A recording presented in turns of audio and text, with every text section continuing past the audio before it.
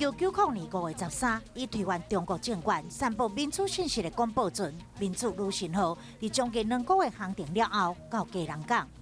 民主女神号由法国的一场民主斗士所组成，为了对念第6次天安门事件牺牲的英雄，这只船由法国航向中国，计划用强烈的广播信号向中国民众宣扬民主自由。 problem in China is that they need information. They don't need propaganda. They don't need any ideology.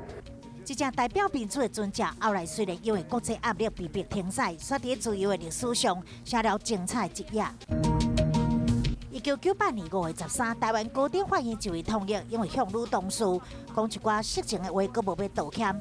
被法院判处20万的罚金。法官强调，虽然乱棍伤笑、讲色情的话侵害到对方的名誉权，也佮有真假权，提醒民众不能以为感觉真趣味乱棍伤笑，或者做出不适当的具体动作，以免伤感情，佮要付出赔偿。